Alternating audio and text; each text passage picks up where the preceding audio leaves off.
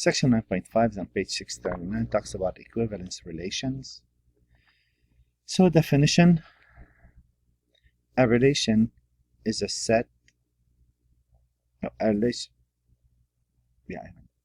relation on a set A is called equivalence, an equivalence relation if it is reflexive, symmetric, and transitive. Equivalence relations are important throughout mathematics and computer science. One reason for this is that in an equivalence relation, when two elements are related, it makes sense to say they are equivalent. Two elements A and B that are related by an equivalence relation are called equivalent. The notation A equivalent to B is often used to denote that A and B are equivalent elements with respect to a particular equivalence relation. Example 2 on page 646.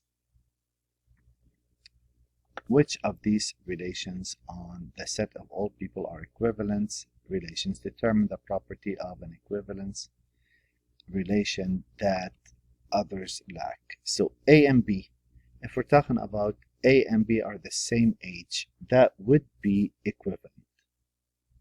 Reason for that, it is reflexive, right? A to A, symmetric, A to B and B to A are the same, and transitive. If A has the same age as B and B has the same age as C, then A has the same age as C. B, same deal. It is. It's equivalent because, again, if A and B have the same parents, well, A to A is the same. A to B and B to A are the same. So if A has the same parents as B, then B has the same parents as A. And if A has the same parents as B and B have the same parents as C, then A would also have the same parents. C will not be equivalent. And the reason for that, it's not transitive. So if you share a common parent, if we share the same father, so if A and B have the same mother and B and C have the same father, then A and C wouldn't have the same father. A and B have met, that also has the same issue. It's not transitive. If A met B and B met C, that doesn't mean that A met C.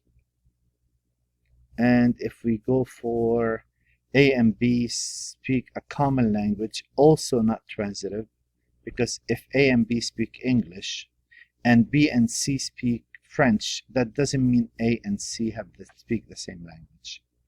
A common language, right? Not the same. So determine whether the relation with the direct graph shows an equivalence relation. Well, if I look at the first batch, yes. Why is that? Well, A to A, D to D, A runs to B and B runs to A. So here we could say A and D are. And if I look at B and C, that also works because B is to itself, C is to itself, A runs to C, and C runs to A. So they run forward and backward. So the equivalent classes would be A and D and B and C. Now, if you have a matrix, to figure out whether it's symmetric, you run the diagonal and you look across. If those match, it's symmetric. You notice those are not the same. This is not symmetric. Number 24. We're being asked, determine whether the relation represented by these 0, 1 matrices are equivalent. Well, let's see. Obviously, this is not symmetric. So no, this is not. Here, this would be symmetric on B, if you look at the line. And if I look at the first and the third, so I would say yes, these are symmetric. They are equivalent. They are equivalent. we're talking about the first and third. So first and third elements, because if you notice, those are reflexive, they're transitive, and they are symmetric. And if you look at the second and fourth,